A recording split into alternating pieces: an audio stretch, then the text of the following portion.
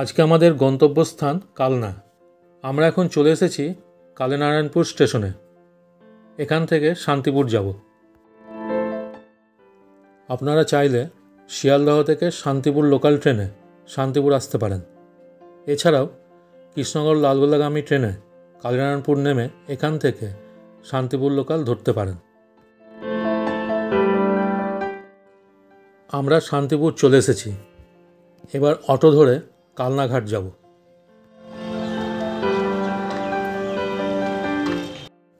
আপনারা চাইলে ব্যান্ডেল দিয়েও অম্বিকা কালনা স্টেশনে নেমে আসতে পারেন কালনা ভ্রমণের জন্য। এই হলো কালনাঘাট। এখানে আসার জন্যে কৃষ্ণনগর ও রানাঘাট থেকে লোকাল বাসও পাওয়া যায়।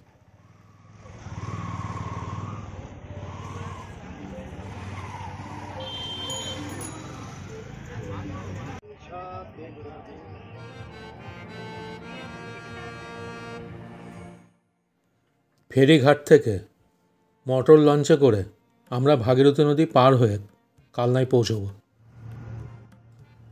ভাগীরথী নদীর পশ্চিম পাড়ে ঐতিহাসিক জনপদ কালনা। পূর্ব বর্ধমান জেলার এই শহরটিকে অম্বিকা কালনা নামেও ডাকা হয়।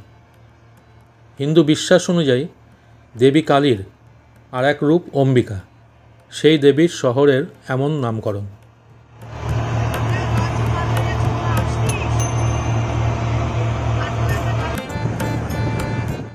প্রাচীন যুগে কালনা বাংলার অন্যতম প্রধান নদীবন্দর ছিল। মধ্যযুগেও এই জনপদ ছিল যথেষ্ট সমৃদ্ধ।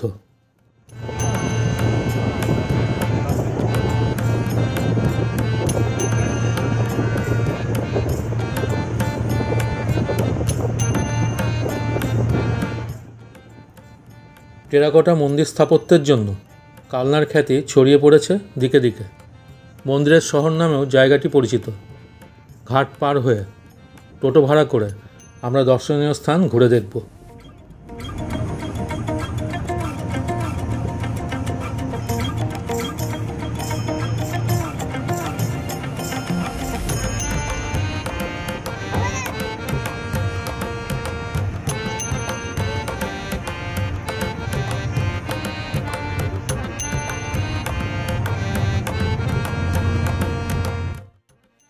শ্রীকৃষ্ণ চৈতন্য মহাপ্রভুর বিশ্রাম স্থান।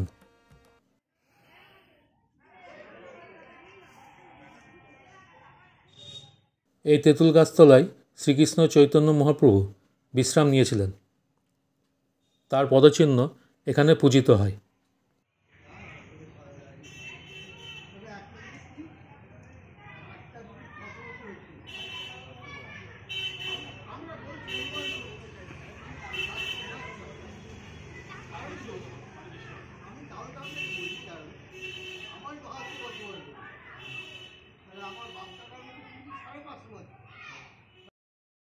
এই সেই পদচিহ্ন।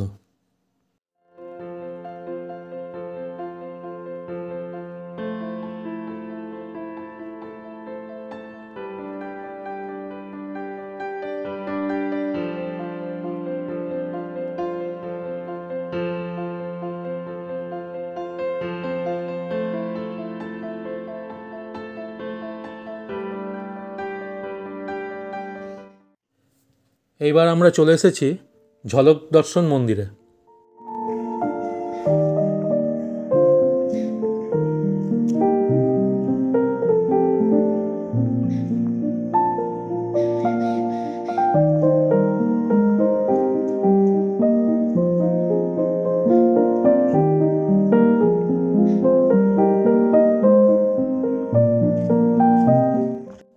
এখানে এই স্থানের সংক্ষিপ্ত ইতিহাস লেখা আছে। আপনারা চাইলে ভিডিওটি পজ করে পড়ে নিতে পারেন।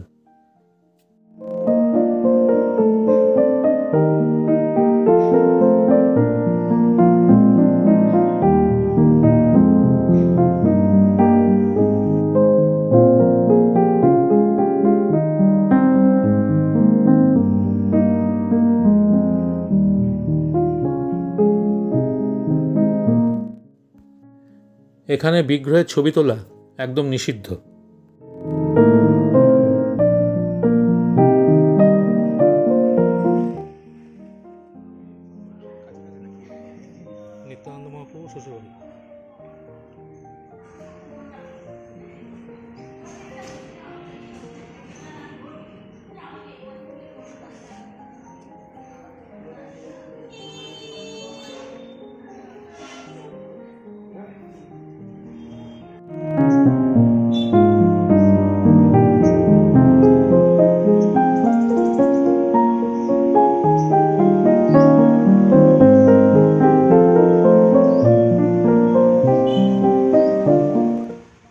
এইটি হলো নিত্যানন্দ প্রভুর বিবাহস্থান।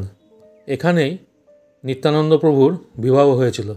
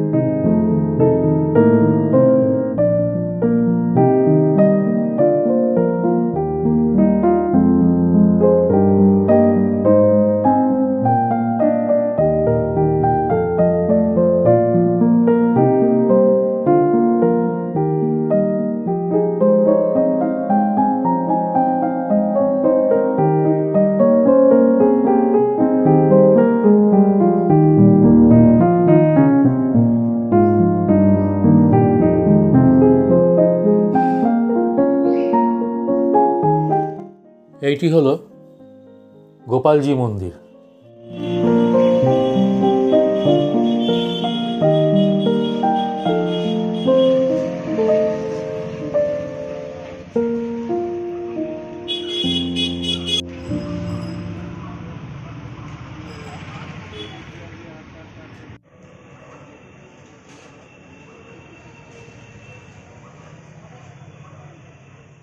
এই মন্দিরটি 1766 খ্রিস্টাব্দে নির্মিত হয়েছিল।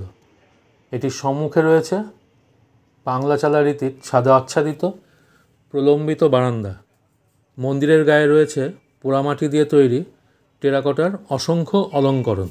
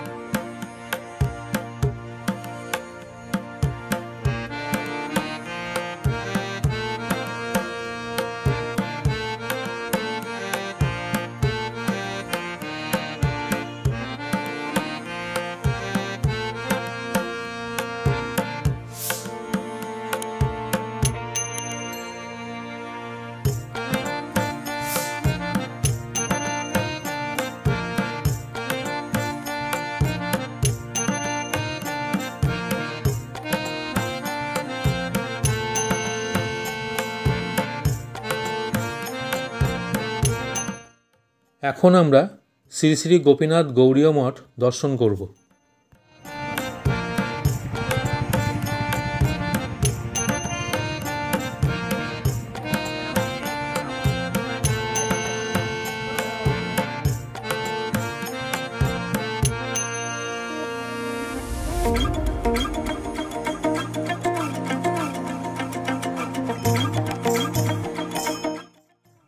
এইটি হলো অনন্ত বাসুদেব মন্দির।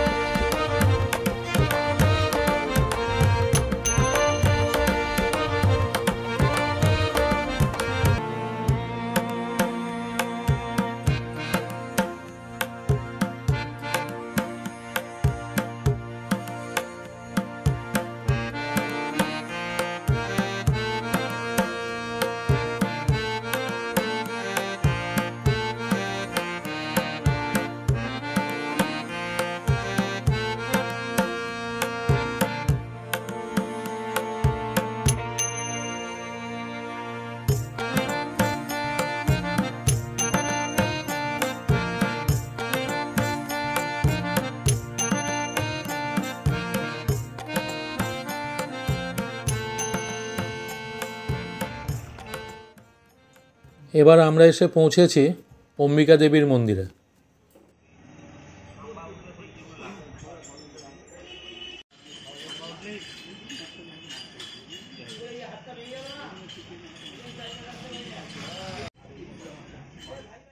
এই অম্বিকা দেবীকে নিয়ে একটি লৌকিক কাহিনী প্রচলিত আছে।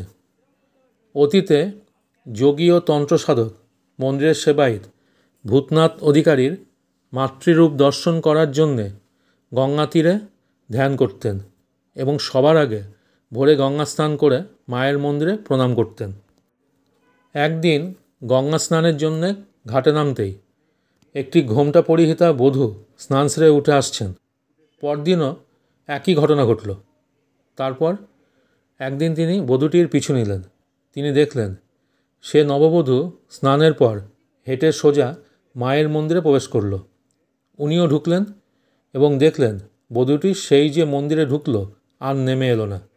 শুধু আলতা পরা জলসহ পায়ের ছাপ মন্দিরের দরজার সামনে গিয়ে শেষ হয়েছে। ঠাকুর মহাশয় বুঝতে আর বাকি রইল না, নববধূটি ছিলেন স্বয়ং অম্বিকা দেবী। এই দেবীকে সিদ্ধেশ্বরী মাতাও বলা হয়ে থাকে।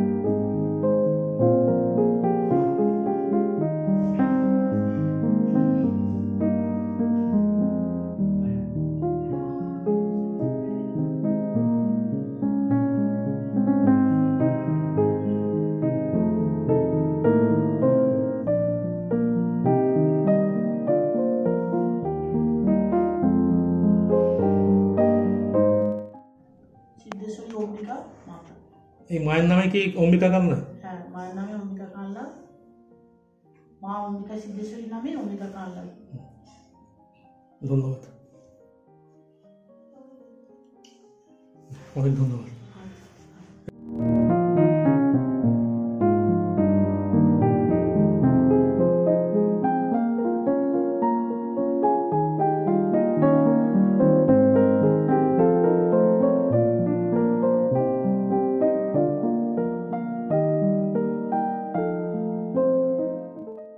আমরা এখন এসে পৌঁছেছি শ্রী শ্রী নাম ব্রহ্মজিউ মন্দিরে।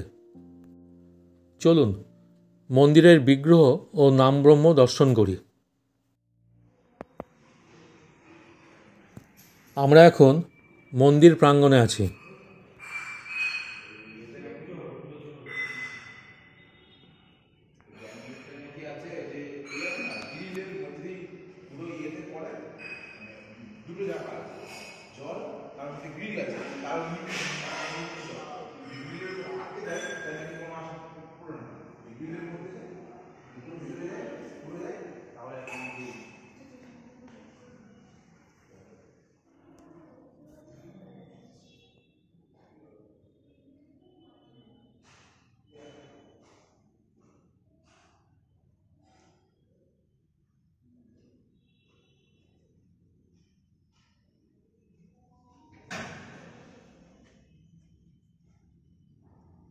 পদচিহ্ন পড়ে গেছিল, এই গরুর পদচিহ্ন এখনো বিরাজমান। যখনই বাঁশি বাজাতেন পাহাড় গলে যেত, আর যখনই বাঁশি বন্ধ করতেন আবার যেমন শক্ত তেমন হয়ে যেত। তারই প্রমাণস্বরূপ।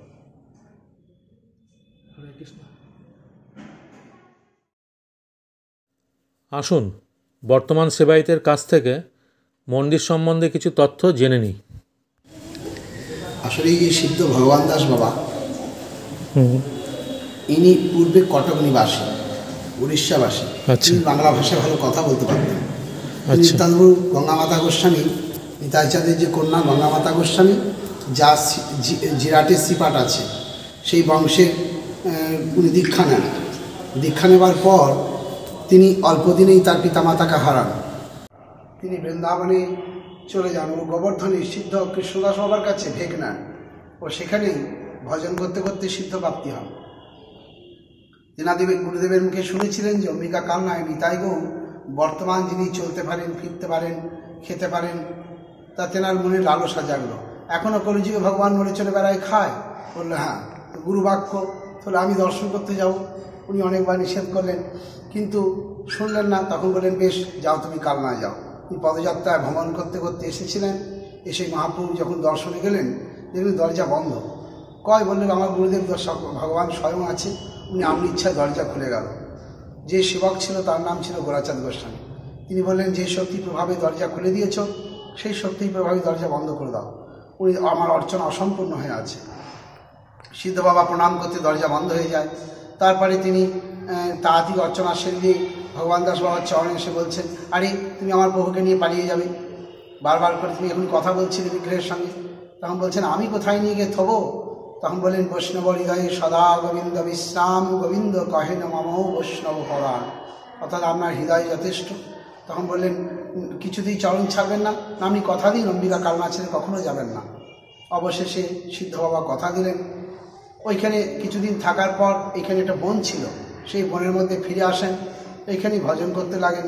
প্রত্যেক দিন মহাপ্রভু দর্শন আর গঙ্গা স্পর্শ করতে যান। এই তেনার নিষ্ঠার মহামন্ত্র হরে কৃষ্ণ মহামন্ত্র 2 লক্ষ নাম করতেন, আর এইখানেই তিনি ভজন করতেন। একবার বর্ধমান মহারাজা ঢুকছেন ওনার দর্শনে, যে আমার রাজবাড়ির পাশে এক সিদ্ধাত্মা আছে শুনেছি, তাহলে দর্শন করে আসি। উনি সেই সময় হিলিহিলি করে তাড়িয়ে দিচ্ছেন। তো মহারাজ দেখলেন আরে আর তো কেউ নাই, তাহলে আমাকেই তাড়িয়ে দিচ্ছেন। তিনি দুঃখ পেয়ে ফিরে গেলেন। কিছুক্ষণ পর ধ্যান ভাঙলে ওনার শিষ্য বিষ্ণুদাসকে বলছেন, বিষ্ণুদাস আজ কেউ আসে নাই তো? বললে হ্যাঁ, বর্ধমান মহারাজ এসেছিল, আপনি তাকে যথেষ্ট তিরস্কার করে পাঠিয়ে দিয়েছেন। আরে আমি তাকে কি করতে পারি? বৃন্দাবনে গোবিন্দজি তুলসী বাগিচায় তুলসী গাছ খাচ্ছিল ছাগলে, আমি তাই তাড়াচ্ছিলাম। মহারাজ এটা কি কেউ মানবে? চোখ বন্ধ করলেই বলা যাবে না কে কোথায় কি করছিল? বলে আরে তুই তো মানিস, যা তুই একবার মহারাজকে আমাদের শুনিয়ে দিয়ে। তো মহারাজকে বলতেই মহারাজ ভাবছেন আরে এখানে বসে বৃন্দাবনে তুলসী গাছ খাচ্ছে ছাগল, এটা কি সম্ভব? ঠিক আছে যাও। উনি 4 জন সিপাহীকে বললেন এই মাসের এই তারিখ এই সময় সত্যি ঘটনা ঘটেছিল কিনা, যাও বৃন্দাবনে জেনে এসো। তিনি যথারীতি গেলেন, গিয়ে গোবিন্দজি মন্দিরে দেখলেন সব তুলসী গাছগুলো ছাগলে খেয়ে নিয়েছে। তো বাবা এই তুলসী গাছগুলো কিসে খেয়েছে? বললো ছাগলে। তা আপনারা কোথায় ছিলেন? আরে ভগবান দাস বাবা না থাকলে সব খেয়ে নিত। ভগবান দাস বাবা সে তো কাল না, এখানে কোত্থেকে এলো? বললে হ্যাঁ, এখানে আমরা প্রায় দিনই দেখি ঘুরে বেড়ান। একটা 14 বছরের বালিকা হয়েও আমাদের গোবিন্দজির পাশে গিয়ে কখনো কখনো গিয়ে দাঁড়ান। আরে এই গালগপ্প কোটা বাড়ি, একে দেশে পুরুষ প্রকৃতি কী করে হয়? এরা তাত্তা থামাশা তামা করতে লাগলেন। ইতিমধ্যে এক ছোট্ট বালিকা মন্দির থেকে বেরিয়ে এলো। বলে এই, তোমার মহারাজকে বলে দেবে যাহা বলি আছে হাই সত্য। তোমার মহারাজ মানুক কিংবা না মানুক তাতে কিছু যায় আসে না। বলে বৈজেশ্বরী বলেছে তাকে ধ্বংস করবো, যাও এখান থেকে চলে যাও। তারা এই প্রতাপ দেখে ফিরে এসে মহারাজকে বললেন। মহারাজ বলে আমি তোমাদের জিজ্ঞেস করতে পাঠিয়েছিলাম, দেখতে পাঠিয়েছিলাম, তোমাদের কটু কথা বলতে পারেন, তাহলে তোমাদের গর্দান নেওয়া উচিত। ওরা কাঁপতে লাগলো। মহারাজ সিদ্ধ বাবার কাছে এসে বললেন, আমি মেনে নিলাম যে তুলসী গাছ খাচ্ছিল ছাগলে আপনি তাড়াচ্ছিলেন, তা আপনি তো পুরুষ প্রকৃতি কী করে হলেন? আসলে মহারাজ এটা রাগ অনুরাগ ভজনের ব্যাপার, এটা সাধনার ব্যাপার, এটা আপনাকে আমি বোঝাতে পারবো না, আমাকে ক্ষমা করবেন। বেশ, তিনি চলে গেলেন। এইরকম করে মহারাজকে বহুবার বহু রকম যিনি দর্শন করিয়েছেন মহারাজ, সেই কারণেই এখানে এক মন্দির, তার নাম ব্রহ্ম প্রতিষ্ঠা করার মন্দির যিনি প্রতিষ্ঠা করলেন। এমনকি পরবর্তীকালে যখন বার্ধক্য হলো, উনি গঙ্গায় যেতে পারলেন না, তখন ঠিক করলেন যে আজকে রাত্রিবেলায় দেহ ছেড়ে দেবো। অমনি দৈবানী হলো, এই ভগবান দাস তোর এখনো সময় হয়নি, দেহ ছেড়ে কোথায় খাবি? মা আমি তোমার স্পর্শ না করে থাকতে পারি না, আমি কি করব? বললো বেশ, তোর যে বাড়িতে কূপ আছে ওতে আমি প্রকট হব, সকালবেলায় তুই দর্শন পাবি। এই বলে মা চলে গেলেন। সকালবেলায় যখন দর্শন করতে এলেন, এসে কুয়োর মধ্যে যেই তাকিয়ে প্রণাম করতে গেলেন, পাতাল ফোঁড়া দিয়ে সোনার চরণে পড়লেন। এ কী করলি মা? আমি তো কখনো পদস্পর্শ করাই না, তবে কেন আমার পায়ে পড়লি? সারা সংসারের পাপ আমাকে ধুইত, আমি বৈষ্ণবের চরণের রজনী পবিত্র হলাম। এবারে মা গঙ্গা নেমে গেলেন। তারপরে বর্ধমান এসে দেখছেন যে জল উতাল পাতাল খাচ্ছে, কী ব্যাপার? কুয়োতে এরম তো কখনো হয় না, কী করে হচ্ছে? তখন বললেন মা করুণা করে এরকম এসেছিলেন। তখন মহারাজ স্পর্শ করতে গেলে স্পর্শ দিলেন না। বলে বাবাজি মশাই আমি তো স্পর্শ করবো, স্পর্শ তো পেলাম না, এক কাজ করুন, সিঁড়ি তৈরি করুন। মহারাজ সঙ্গে সঙ্গে রাজবাড়িতে গিয়ে বললেন 7 দিনের মধ্যে সিঁড়ি তৈরি করে দেবে, সোনার উপর পাত দিয়ে মুড়িয়ে দেবে, আর আমার নাম খোদাই করে দেবে। কিন্তু কি হলো, 5 দিনের দিন সিঁড়ি সব ধস নেমে পালিয়ে গেল, সিঁড়ি বাঁধানো গেল না। অবশেষে মহারাজ বাবাজি মশাইকে বললেন, মিস্ত্রিরা বলছে তলায় এত তোর খাচ্ছে আশ্রম পর্যন্ত ভেঙে যাবে, তা আমাদের আজ্ঞা দিন এটা বন্ধ হয়ে যায়। না মহারাজ, আপনার মনে অহংকার এসছে, তাতেই এই দশা হয়েছে। মায়ের বুকে পাড়া দেওয়া কি অতই সুবিধা? এক কাজ করুন, ভক্ত প্রজাদের কাছ থেকে কিছু ভিক্ষা করুন, একটা শিলা কিনুন, সেইটা ছেড়ে দিন। তাই করলেন। বলে ভাসতে লাগলো, চুন শুকি দিয়ে গেলে দিন মহারাজ, এর নাম শুধু হবে পাতাল গঙ্গা, আপনার কোনো নামই দেওয়া হবে না। তখন এই নাম হলো পাতাল গঙ্গা। তো বর্ধমান রাজা মন্দির করে দিয়েছিলেন, রাট মন্দির করে দিয়েছিলেন। উনি শৈব ছিলেন, তা উনি বলেছিলেন, ভাবলেন যে আমার কোনো সিম্বল থাকবে না, তাই তিনি লুকিয়ে একটি ত্রিশূল গেঁথে দিয়েছিলেন মন্দিরের চূড়ায়। দেবার কথা তো সুদর্শন, দিয়ে দিলেন ত্রিশূল। তো যখন চলে যাচ্ছেন বলছেন আপনার সব ইচ্ছা পূর্ণ হয়েছে। বলছে হ্যাঁ আপনার ইচ্ছাও তো পূর্ণ হয়েছে। না আমার কি ইচ্ছা ছিল? না আপনি তো শৈব, তাই ভোলানাথকে নামের মাথায় চড়িয়ে দিয়েছেন যে তিনি পাহারা দেবেন। তাতে আমার কোনো দুঃখ নাই, যে ভোলানাথ তো গোবিন্দের কাছেই থাকে, ভালোই হয়েছে। বলে আপনি কী করে জানলেন সে কথা? আমি তো গোপনে লাগিয়েছি। বলো না না, এই যে কথা আপনি ভাবছেন যে আমার এই সমস্ত কথা বোধহয় জগতে কেউ জানবে না, এই নাম ব্রহ্মের সঙ্গে আপনার লীলার সঙ্গে সম্পর্ক থাকবে, চিরদিন ভক্ত বয়ে যাবে, আপনি চিন্তা করবেন না, ওই ত্রিশূল থাকুক কিংবা না থাকুক। তাই সেই কারণবশত আজও মহারাজের কথাটা খ্যাতি থেকে গেল। ওই তা হতেই এই বৈষ্ণব সমাজ চতুর্দিকে এখনও এখানে সব 4 সম্প্রদায় দর্শন করতে আসে, শাক্ত, বৈষ্ণব, শৈব সবাই মিলে এখানে দর্শন করতে আসে সিদ্ধ বাবাকে।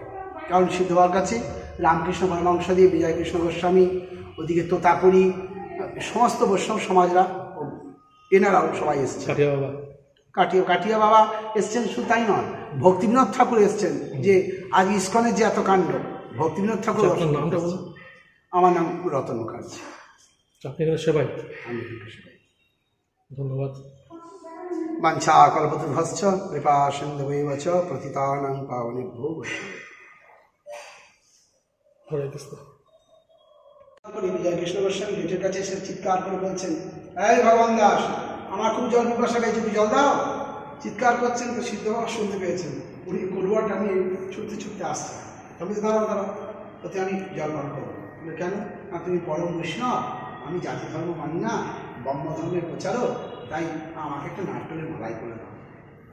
তখন সিদ্ধ বাবা বলছেন, আসলে আমি কি ধর্ম মানেন কি না মানেন এটা আমার যায় আসে না, কিন্তু আপনার দাদার সঙ্গে তিলক, গলায় তুলসীর মালা, আমি অদ্বৈত দশম পুরুষ, আমার প্রণাম স্বীকার করুন, বলে কৃপা করে জলটা গ্রহণ করুন, আমাকে পরীক্ষা করবেন না। তখন মাথায় ঠেকিয়ে গায়ে নিঃশ্বাসে জলটা, ওনার কাছে একটা আঠাশ সেদ্ধ থাকতো, মহাপ্রভুর থেকে প্রসাদ দিলে সেই প্রসাদ বিরাটে খাবে, সাপে খাবে, তারপরে ওই খাবে, শেষ করেছে। এই একটাই মাত্র পাত্র, দ্বিতীয় কোনো আমরা আসবো না। এইটি শ্রীমৎ সিদ্ধ ভগবান দাস বাবাজি মহাশয়ের সমাধি ছিল। 4 দিনের দিন বলে আমি নেন্টি পড়া বাবাজি, আমার নামে সম্পত্তি, হায় হায়। সঙ্গে সঙ্গে কী করলেন, গোরাচাঁদ গোস্বামীকে ডেকে এই সমস্ত আমি অর্পণ করলেন, আমার নামে কিছু থাকবে। বাবাজি মানুষের নামে সব আবার কী হবে, কী প্রয়োজন? ত্যাগ তো এরকমই হতে হয়, আমরা তো ভোগের মধ্যে বসে আছি, ত্যাগ আমরা করতে পারি। গোসাইজি ওই কাঁচের বক্সের মধ্যে করুয়াটা করে পান করেছিলেন। আচ্ছা।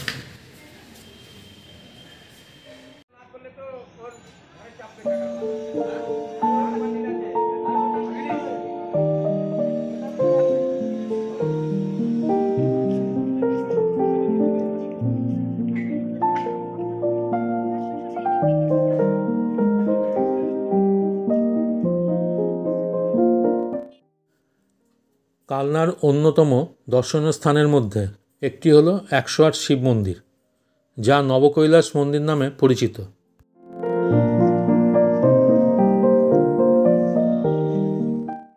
মহারাজা তেজচন্দ্র বাহাদুর 1809 সালে এই 108 শিব মন্দির তৈরি করেন।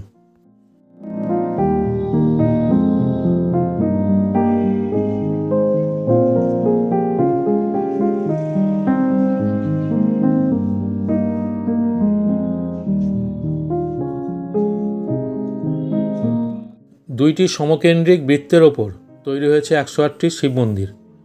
ভিতরের বৃত্তে আছে 34টি আর বাইরের বৃত্তে আছে 74টি মন্দির। সবকটি মন্দিরই 8 চালা রীতিতে, আর প্রতিটি মন্দিরে আছে একটি করে শিবলিঙ্গ। শোনা যায় এই মন্দিরের দেওয়ালে রামায়ণ আর মহাভারতের গল্প লেখা আছে।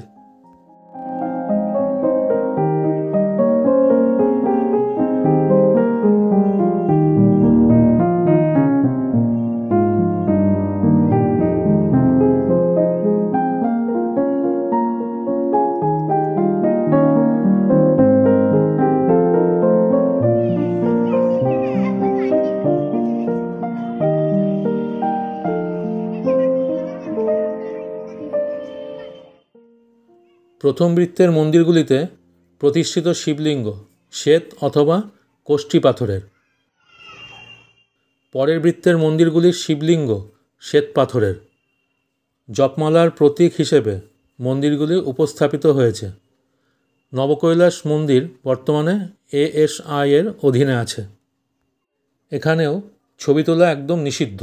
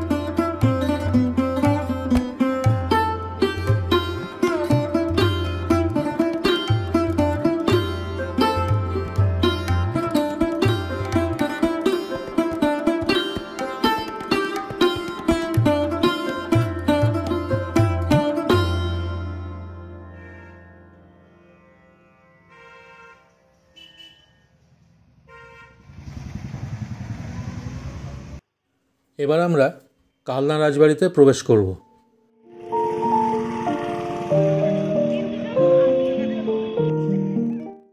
ভিতরে ঢুকেই বাঁদিকে প্রতাপেশ্বর শিব মন্দির।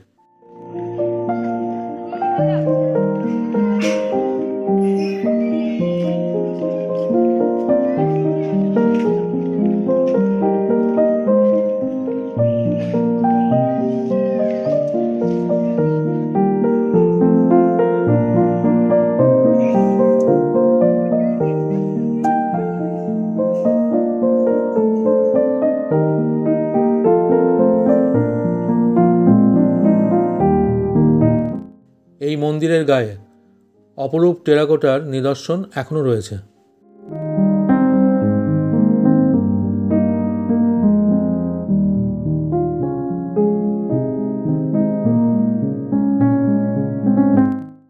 টেরাকোটার মধ্যে রাম, সীতা, চৈতন্য মহাপ্রভু প্রভৃতি দেখতে পাওয়া যায়।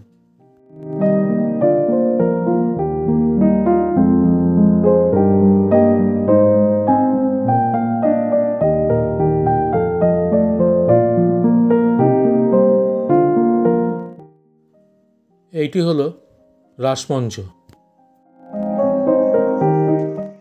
ছাদ ধসে পড়ে গেছে, 24টি পিলারের ওপর দাঁড়িয়ে আছে। রাস উৎসবে এখানে লালজি ও মদন গোপালজির দর্শন পাওয়া যায়।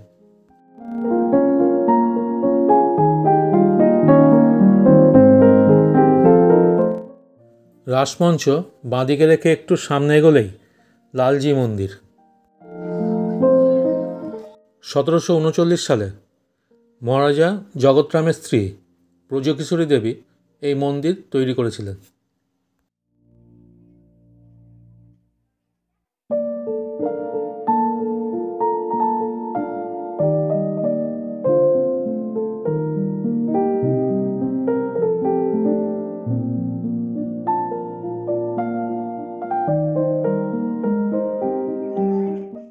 মন্দিরটিতে রাধাকৃষ্ণ বিগ্রহ আছে।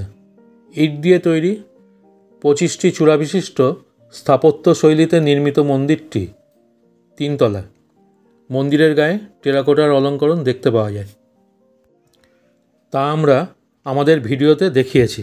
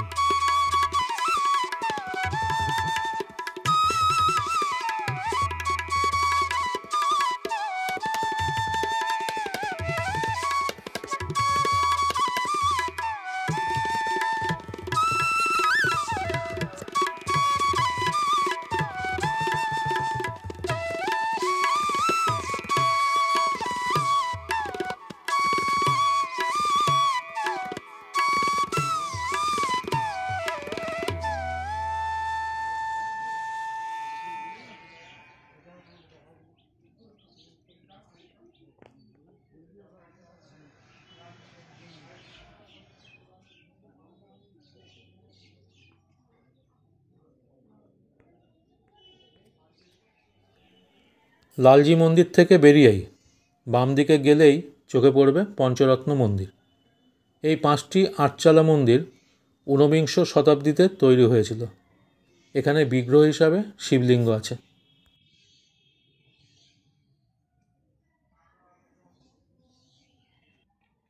পঞ্চরত্ন মন্দির থেকে বেরিয়েই সামনের দিকে ডান দিকে রয়েছে কৃষ্ণচন্দ্রজি মন্দির।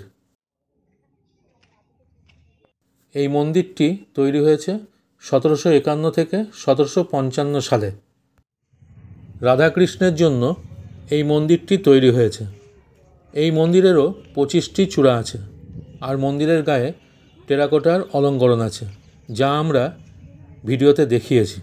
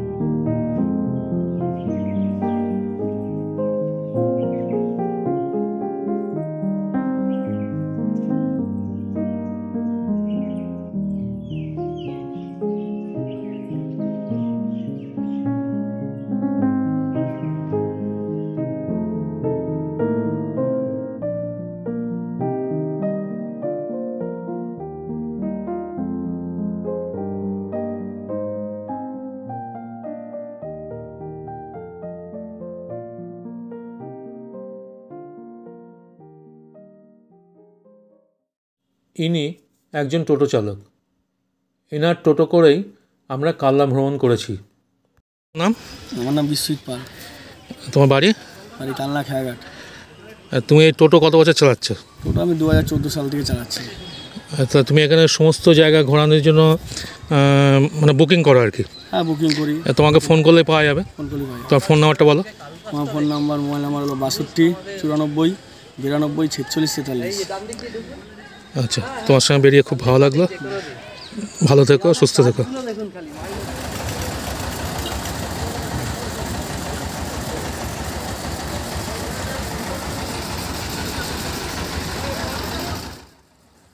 আমরা আবার ফেরিঘাটে ফিরে এসেছি।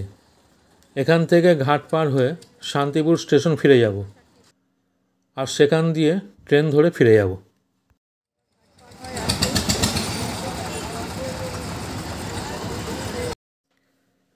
আমাদের ভিডিওটি সম্পূর্ণ দেখার জন্য আপনাকে অসংখ্য ধন্যবাদ। ভিডিওটি ভালো লাগলে লাইক করুন, কমেন্ট করে জানান আপনার এই ভিডিওটি কেমন লেগেছে।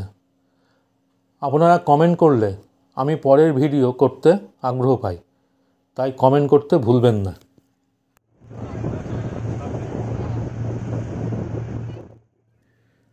চ্যানেলে নতুন এসে থাকলে আমাদের চ্যানেলটি সাবস্ক্রাইব করে পাশের থাকা বেল আইকনটি প্রেস করে নোটিফিকেশনে অল করে নিন, আমাদের আপলোড করা ভিডিওর নোটিফিকেশন সবার আগে পাওয়ার জন্য।